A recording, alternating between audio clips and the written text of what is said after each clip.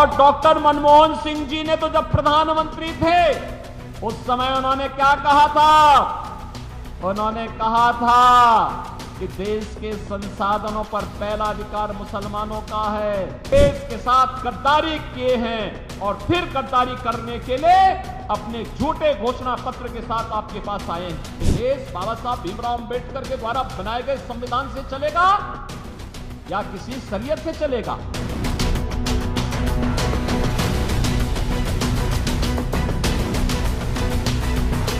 ये एक परिवार को देश के संसाधनों को लूटने की पूरी छूट मिल गई थी, पूरी छूट मिल गई थी। चाहे वह परिवार दिल्ली में रहा हो, चाहे वह परिवार सैफई का रहा हो, ये लूटते थे, अराजकता फैलाते थे। और डॉक्टर मनमोहन सिंह जी ने तो जब प्रधानमंत्री थे उस समय उन्होंने क्या कहा था? उन्होंने कहा था कि देश के संसाधनों पर पहला अधिकार मुसलमानों का है। तो हमारा दलित कहां जाएगा?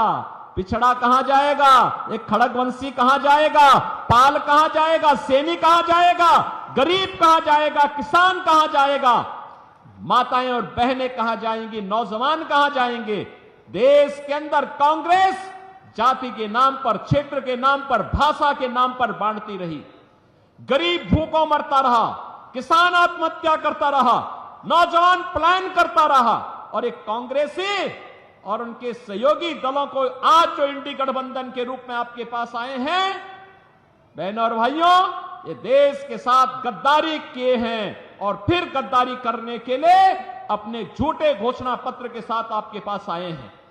आज कांग्रेस का जो घोषणा पत्र है उसको आप देखेंगे, क्या कहते हैं?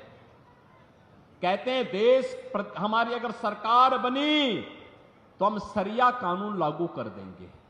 आप बताओ, ये देश बाबा साहब भीमराव अंबेडकर के द्वारा बनाए गए संविधान से चलेगा या किसी शरीयत से चलेगा?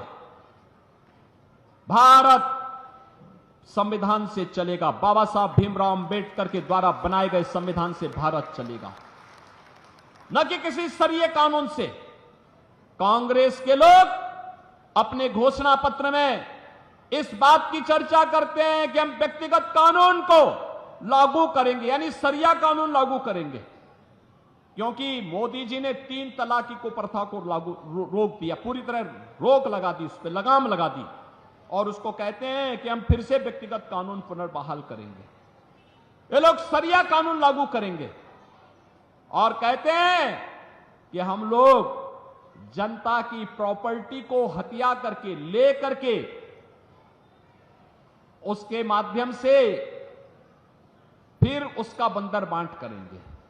बहनों और भाइयों, क्या आप कांग्रेस और समाजवादी पार्टी को अपनी संपत्ति पर डकैती डालने की छूट देना चाहते हैं क्या? अरे आपके बाप दादों ने कमा करके संपत्ति रखी है, देखो ना इन बेशरमों की हालत। एक तरफ आपकी संपत्ति पर इनकी कुदृष्टि है और दूसरी तरफ माफिया और अपराधियों को अपने गले का हार बना करके कैसे उनके नाम पर फतिया पड़ रहे हैं, आपने देखा होगा इनके हाल को। देखा है ना? देखा